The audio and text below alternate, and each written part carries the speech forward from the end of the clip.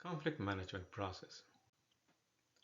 Conflicts are a normal part of project team existence, and no project or organization can hope to be successful without being able to deal with conflicts effectively. One of the main responsibilities of any project leader or group leader is to manage conflict. The two key goals for a project leader are to remain impartial and to facilitate understanding among the group members. The team leader must realize that the team needs to have some level of functional conflict as a means of generating and evaluating ideas, while at the same time it must try to stay away from dysfunctional conflicts to prevent anger, frustration, and resentment. The biggest challenge for the project leader is figuring out how to balance these two forces. When the team or team members are not able to resolve the conflict on their own and the conflict starts to become dysfunctional, it's time for the project leader to step in and manage the conflict before it becomes destructive. This is a simple process to help the team resolve a conflict. The steps are: acknowledge the conflict, agree to resolve the conflict, diagnose the conflict, request alternative solutions, evaluate solutions, reach an agreement, and follow up and communicate. Acknowledge the conflict. The conflict has to be acknowledged before it can be managed and resolved. The tendency is for people to ignore the first signs of conflict, perhaps as it may seem too trivial or it's difficult to differentiate from the normal healthy debate that happens in teams. The project leader can discuss it with the other members if there is a concern about the conflict. Once the team recognizes the conflict and its consequences, it can start the process of resolution. Agree to resolve the conflict. The groups or people involved in the conflict must agree to a resolution process that will seek to achieve an agreement that will satisfy the needs of all involved. Everyone involved must agree to cooperate to resolve the conflict. This means putting the team and the goals of the project first. This is an important step of the resolution process and will make it more democratic and participative. Equally important is to make sure the focus is on the issues of the conflict and not on the personalities. For example, the team is divided on which is the best strategy to manage a difficult stakeholder. Both sides seem to have valid positions, but can seem to agree on a solution, and that has created a conflict that has kept the team from moving forward. Diagnose the conflict. Once the team is ready to resolve the conflict, the next step is to understand the situation and the point of view of each person.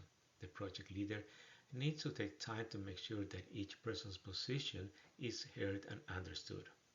It's important in this step to remember that there may be some strong emotions at play and the project leader needs to work to get to the true nature of the conflict.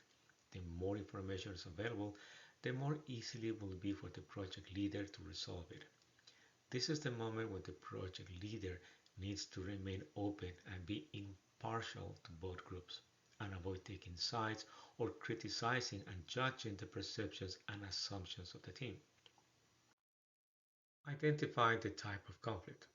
With information provided by the people involved in the conflict and the facts, assumptions, and beliefs, the next step is to determine the type of conflict. This will help identify the correct strategy to help to resolve the conflict. The conflict type may be relationship, task, or process. Next is to identify if the conflict is caused by work, team dynamics, or external influences.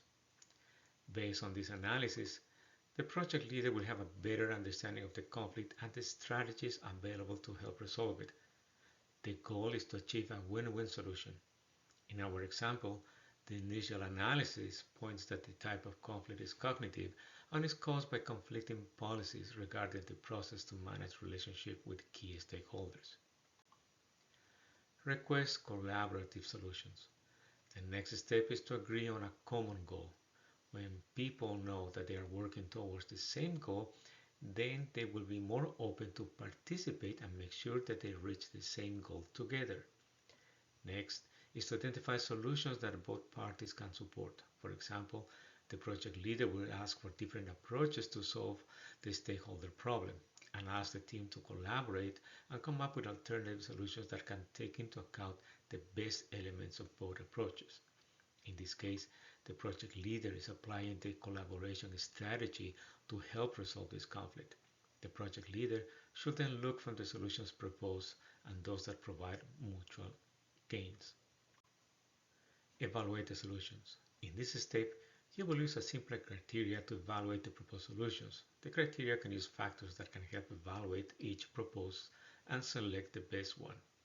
In the case the solutions are complex, the team may be involved to help in the evaluation process. Having a criteria to evaluate the solutions that all can agree will help when making a final decision. Reach an agreement. Once the solutions to the conflict have been presented and evaluated, the team must decide what decisions or course of action to take. It's easier to choose the best solution and reach an agreement when all the facts and assumptions have been considered.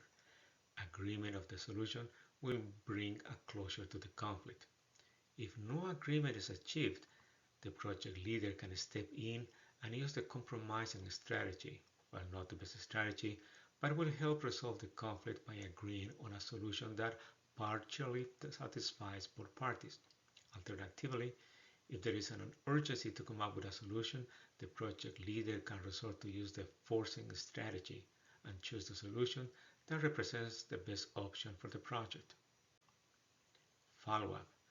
Once both parties agree on the solution to the conflict, the project leader might need to do some follow-up to ensure that both parties are satisfied with the conflict resolution process and that there are no lingering feelings that resulted from the conflict. This is the time to reinforce both parties and the team that conflicts are a natural process of project work and constructive conflict is an opportunity to come up with better solutions that will benefit the project. The goal is for the project team to build the skills to resolve conflicts on their own. If that is not possible or the conflict has become too difficult to be managed by the team, then it's the role of the project leader to intervene and facilitate the process. It's also important that the team knows and understands the rules for managing conflict in the team. Conflict in project management is not necessarily unfavorable when properly managed. There are several advantages that have been identified, such as an increase in personal growth and morale, enhancing communications, and producing better project outcomes. However, conflict can be detrimental to a project if it's not effectively managed. The challenge for project leaders is to try to maintain the right balance and intensity of conflict in project management. By utilizing project management principles, understanding the dynamics of conflict, and learning approaches to conflict resolution, project leaders will be able to establish an environment in which creativity and innovation is encouraged and project goals are accomplished.